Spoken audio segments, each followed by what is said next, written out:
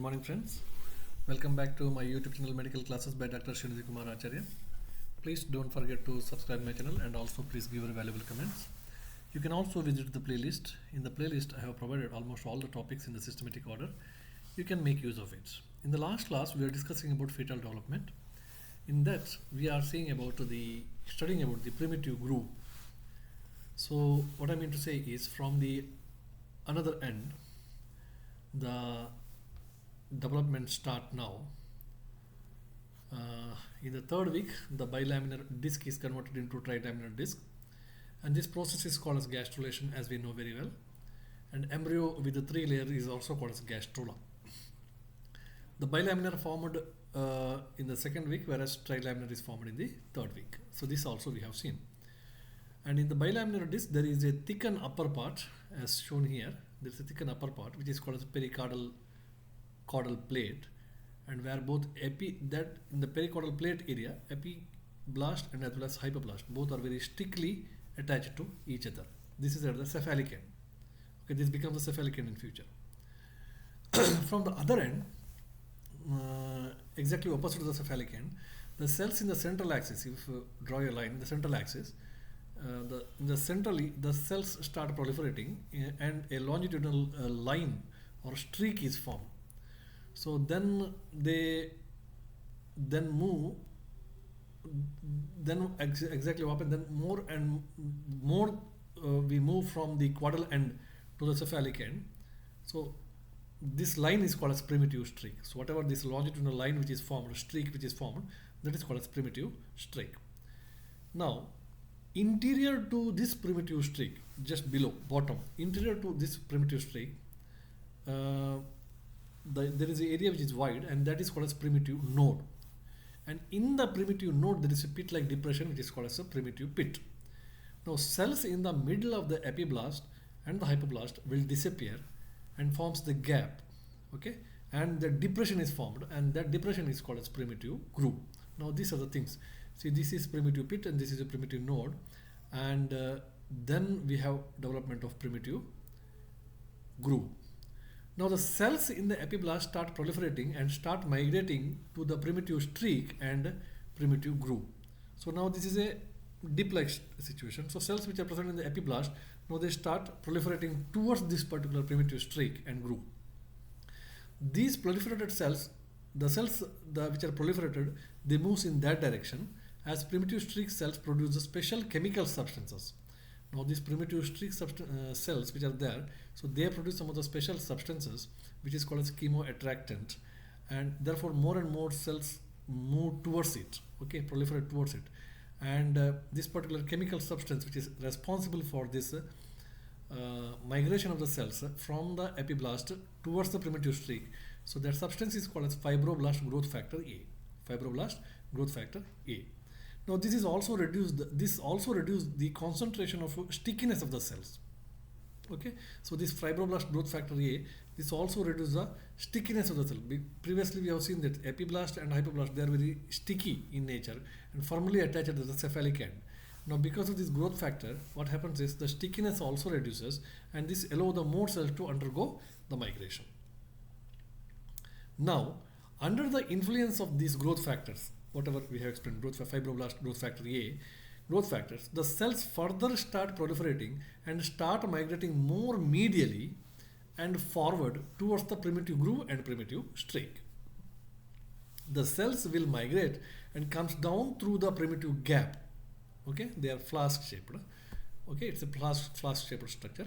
So cells will migrate and comes down through the primitive gap and mix with the cells of the hypoblast. See, previously all these changes are taking place in the epiblast. Primitive node, primitive pit, primitive groove, everything is. Now the cells start moving inside the primitive streak, and after moving inside, now they touch as the hypoblast. Hypoblast is the lower layer. Okay, so then mix with the cells of the hypoblast, and the hypoblast cells also degenerate. Some of the hypoblast cells will undergo degeneration, and these cells which are coming from the migrated cells which are coming from the primitive gap, now some remove these hypoblast cells. Some of the hypoblast layers will be removed, and then they take the area of the place of a hypoblast. this new layer is formed. Not all the hypoblasts get degenerated, only some portion of the hypoblasts get degenerated, and that area will be filled by the cells which are migrated from the epiblast through the primitive streak. And this new layer which is formed is called as endoderm. Okay, this new layer which is formed is called as endoderm. So endoderm is derived from the epiblast by replacing the hypoblast. We should understand this. Okay, some of the hypoblast cells are replaced by the epiblast cells, and the same that layer is called as endoderm. Okay, now once the endoderm is made, so this layer continuously formed, continuously the cells undergo proliferation, a layer is formed. So now we have got, actually we have got one epiblast layer, then hypoblast layer, and then we have got an endoderm layer. Okay, but still it is not complete. Once the endoderm is made, another generation of the cells start migrating and moves on the same way and comes down and spread on the both sides. This middle layer of the cells derived from the epiblast, positioned above the endoderm and below the epiblast, is called as mesoderm. Okay, I think it's very clear now. Once the endoderm is made, endoderm is completed, because endoderm is nothing but it is derived from the epiblast cells only. Through the primitive groove, it comes inside interiorly and gets settled there. So that becomes the endoderm. Now, once this endoderm layer is made, another generation of the cells start migrating, and they also move on the same way and comes down and spread on the both sides. And this mid layer of the cells derived from the epiblast, that is also derived from the epiblast, positioned above the endoderm. Now these cells now get settled above the endoderm. Endoderm is also already formed.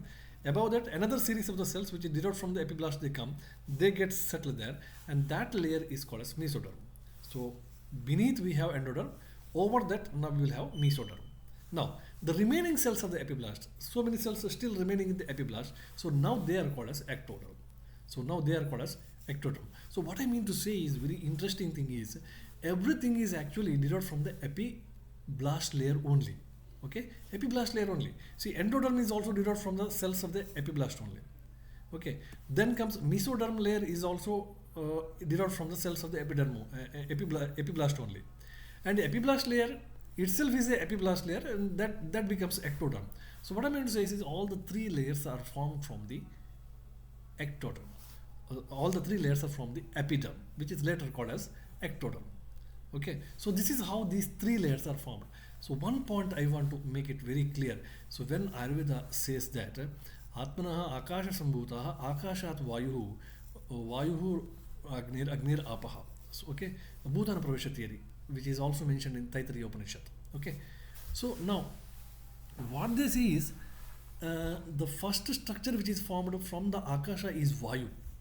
Okay, from the Vayu everything is get developed. See, here also, for the practical purpose, for the understanding purpose, we can compare this ectoderm, endoderm and mesoderm as the three main layers can be correlated. Ectoderm as Vata, and endoderm as Kapha, and mesoderm as Pitta. That I will describe later how it can be correlated.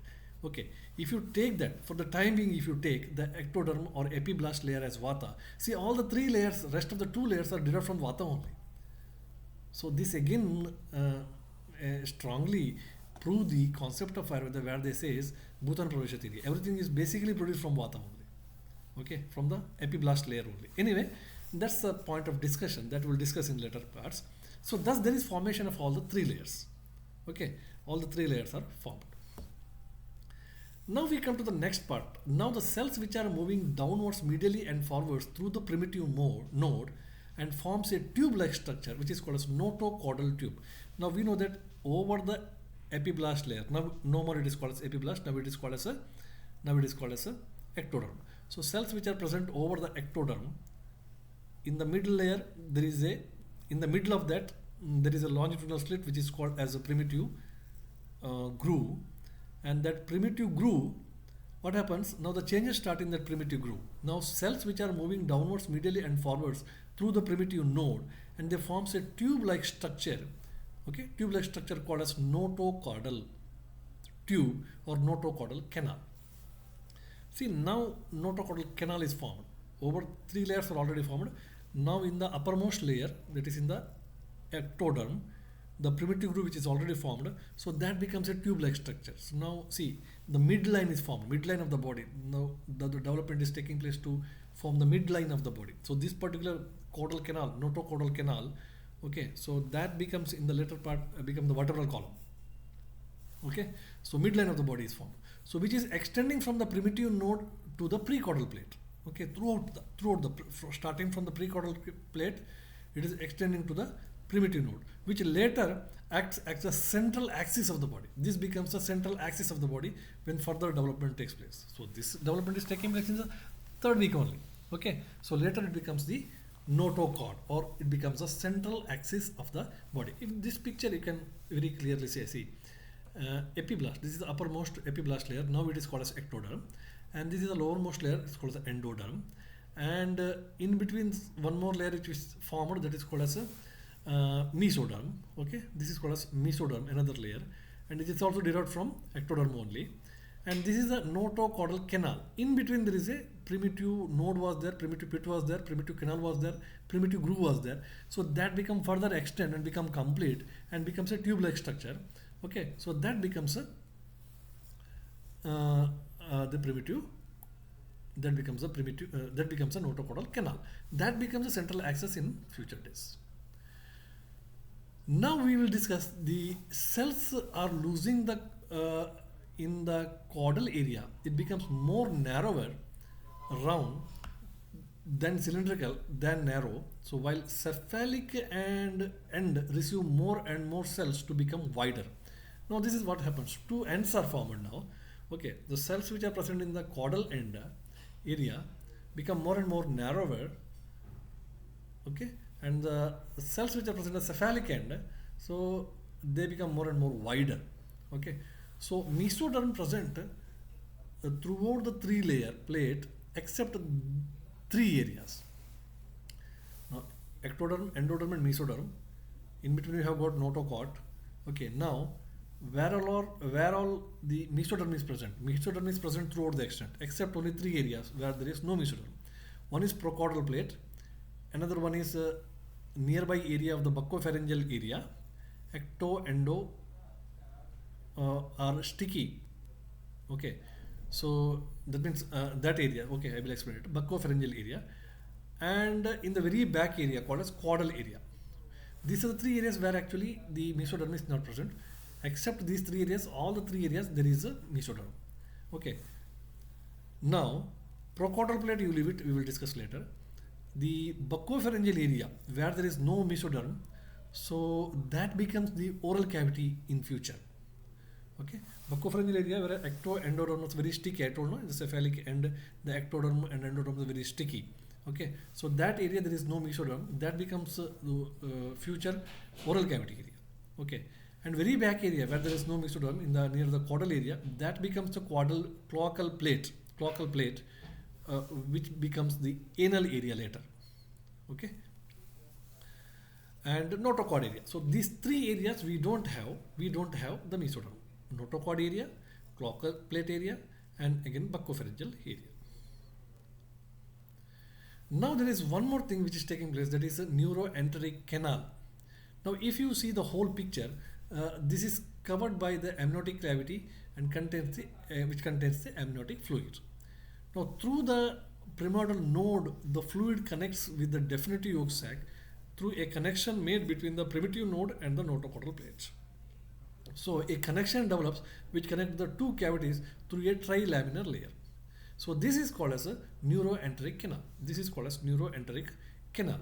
The floor of the notochord tubes fuses with the endodermal cells and create this connection. So a definitive yolk sac from the amniotic cavity is formed. So about the neuroenteric canal, so we will discuss in the next class. So thank you very much, and thank you for listening to me, and please subscribe the channel, and also please leave the valuable comments. Thank you very much.